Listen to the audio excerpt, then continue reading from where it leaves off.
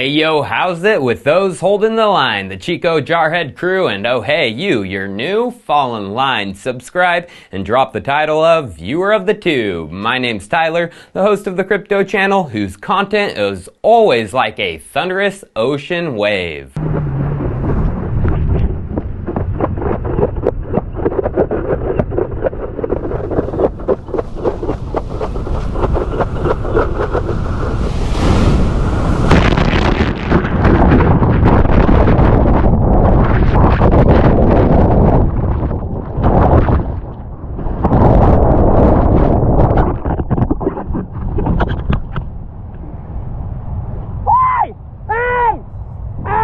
The surf's up, bruh. Can you hold your line? It's time for Chico Crypto.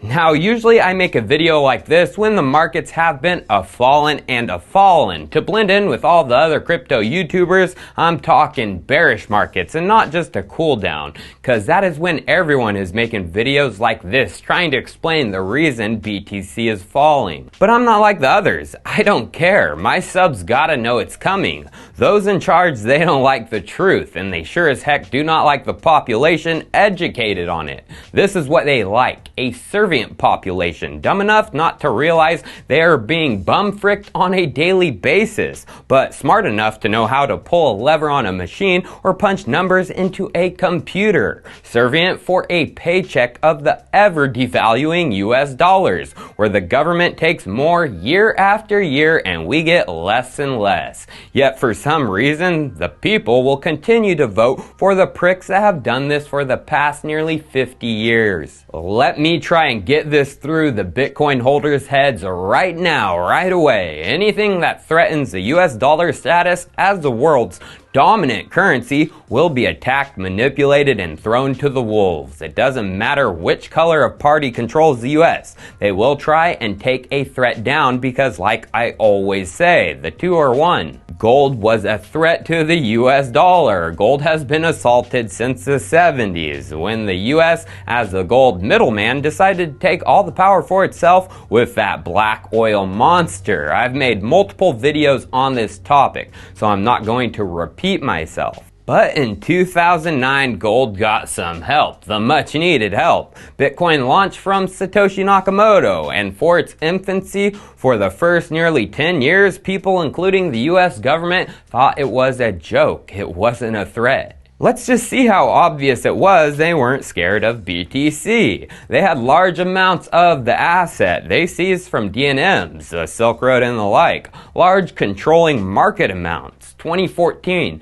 nearly 30,000 BTC. They auctioned them off looking for 17 million bucks. Well, the current market prices, that batch would now be worth $450 million. The federal government seized more than 144,000 Bitcoin from Ross Ulbricht, the creator of the marketplace alone, and they auctioned them off sporadically throughout 2014 and into 2015. They sold them, they didn't hodl them, and received under $50 million for all of them. That entire batch would be worth over $2.16 billion today. The US government, they funked up, and they funked up big time. Remember, those BTC were just from Ross Ulbricht. They seized many from other people and many other assets, and they auctioned it all off. They were a market controlling BTC whale, but because they were in the laugh at you stage, they thought it was hilarious people would pay even $50 million for these magic internet money tokens. Well, look who's laughing now. That is why we are right in the midst of the fight you stage. They got embarrassed, and now it's time for them to accumulate the scraps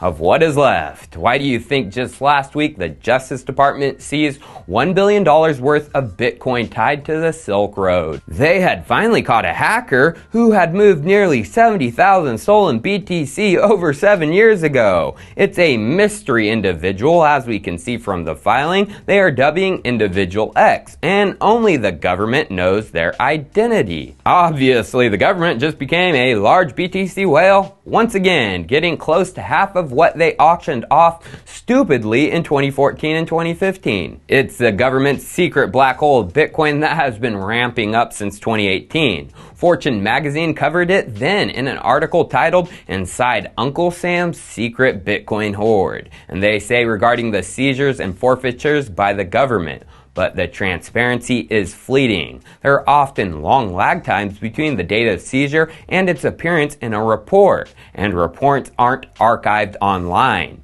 Each day when a new one appears, the old one goes away. Paper copies exist, but nowhere online or on paper is there a tally of the cryptocurrency in federal custody at any given time. It continues. In theory, any Bitcoin in federal hands can be traced because cryptocurrency transactions are inscribed forever on a public blockchain ledger. But while Justice Department's documents sometimes publicly identify secure government wallets, many criminal cases do not, making it unclear where the Bitcoin went.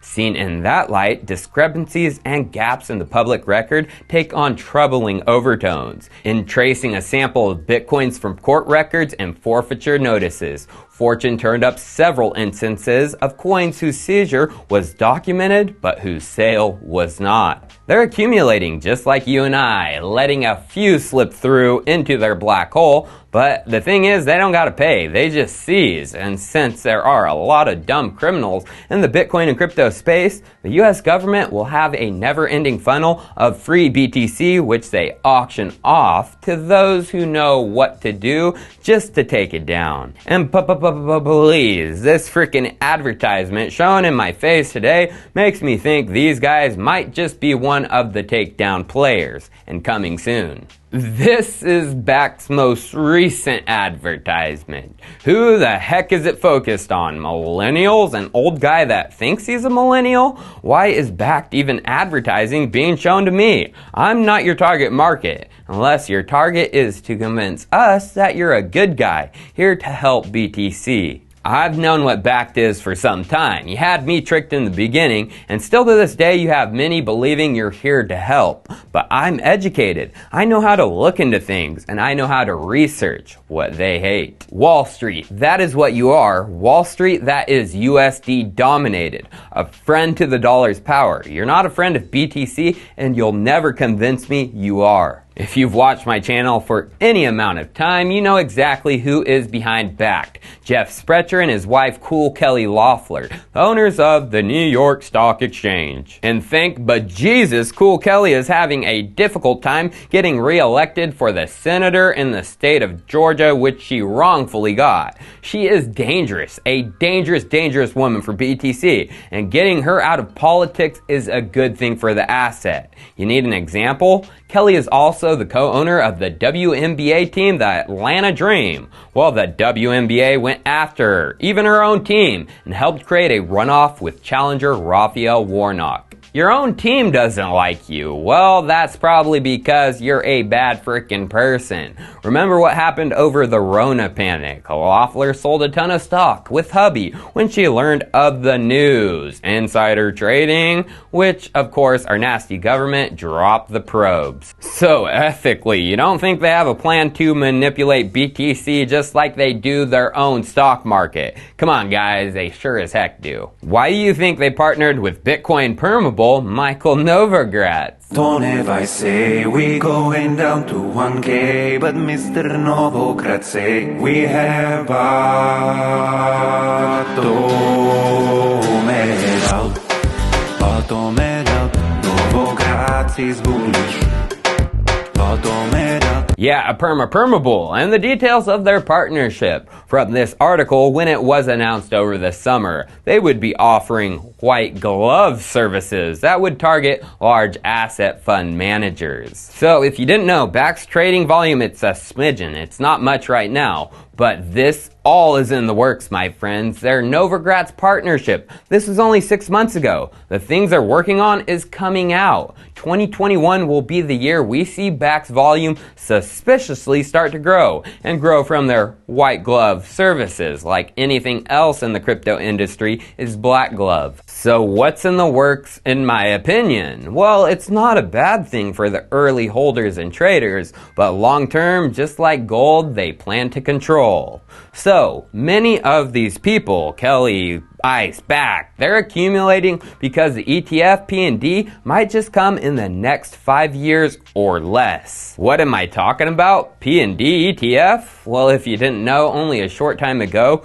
gold got exactly what the early gold bugs wanted. The launch of the first gold ETF in the United States. On November 8th, 2004, only 16 years ago, State Street Corporation launched Spider Gold shares, which surpassed $1 billion in assets within the first 3 days of trading. A crap load of money back then, and look at the price of gold. A bull market until August 2011. Now your average Joe, unless they were an accredited investor or did the research on how to access the markets, which wasn't easy, they didn't have access to these markets. It wasn't until around 2008-2009 that your average Joe or Jill investor could get some gold easily, as their 401ks were allowed to dip their toes in ETFs and ETF shares. For only 2.5 years, the average American got to buy the top of gold. As we can see, gold fell, and for the past nearly decade has been being held down. A similar thing is coming with BTC, I'll tell you that. That is why it's our duty to educate, convince, and let the populations know